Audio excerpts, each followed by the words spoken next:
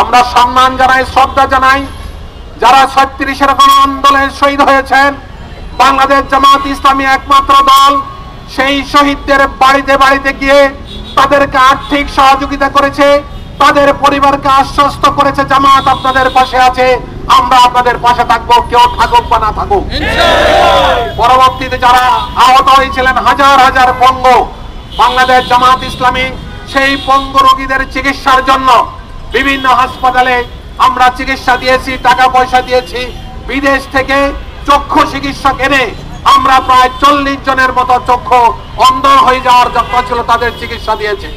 বিদেশ থেকে একটা টিম এসছে পরশুদিন আগারগাঁও পর্যটন কেন্দ্রে, সেখানে যারা হসপিটালে ভর্তি আছে এই নিদারুণ দৃশ্য দেখলে আপনাদের কান্না পাবে।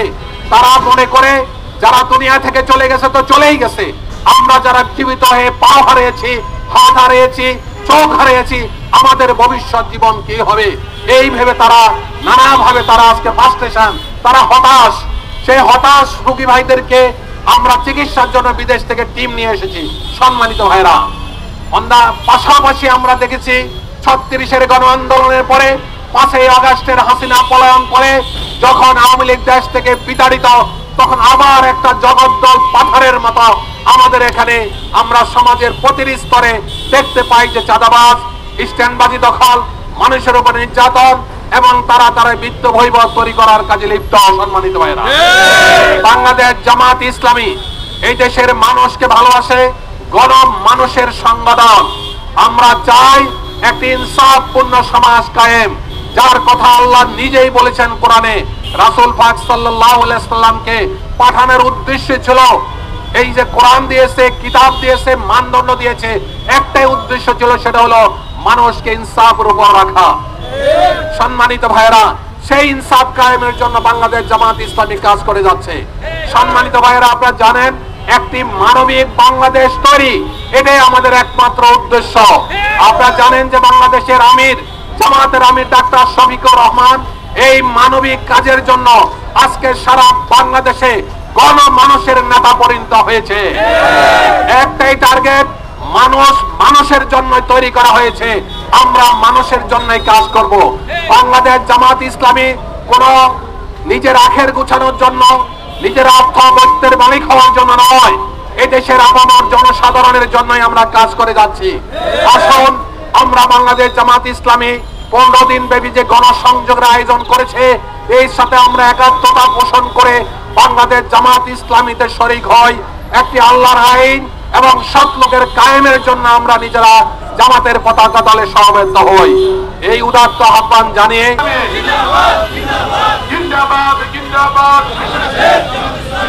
আল্লাহর আইন চাই, সৎ লোকের শাসন চাই, শুভেচ্ছার স্বাগত।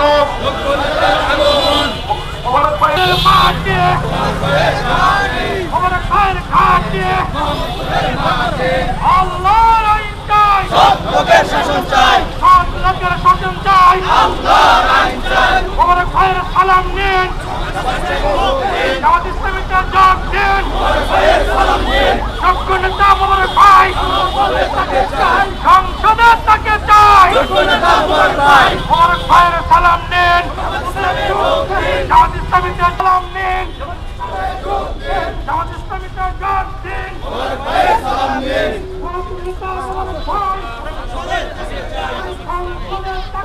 মোহাম্মদপুরের মাটি,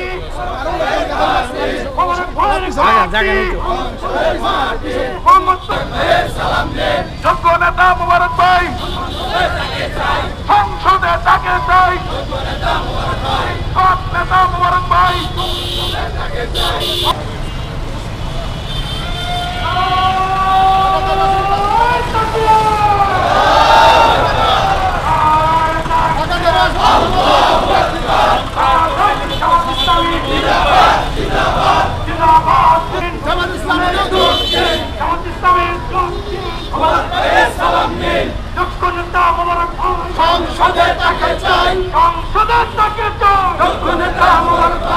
মোহাম্মদপুরের মাটি, আমার ভাইয়ের ঘাটি, মোহাম্মদপুরের মাটি,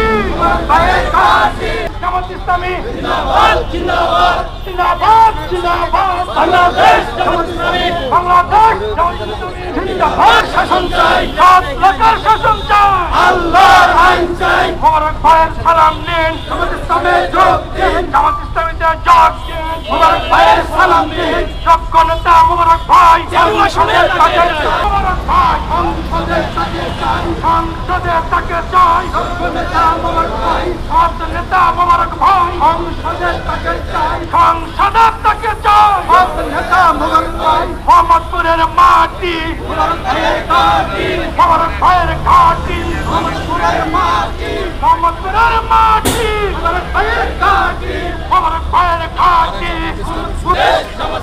আল কোরআনের আলো ঘরে ঘরে জালো ঘরে ঘরে জালো আল কোরআনের আলো আল্লাহর আইন চাই সব লোকের শাসন চাই বাংলাদেশ জামাত ইসলামী জিন্দাবাদ জিন্দাবাদ জিন্দাবাদ জিন্দাবাদ বাংলাদেশ জামাত ইসলামী আল্লাহর আইন চাই সব লোকের শাসন চাই আল কোরআনের আলো ঘরে ঘরে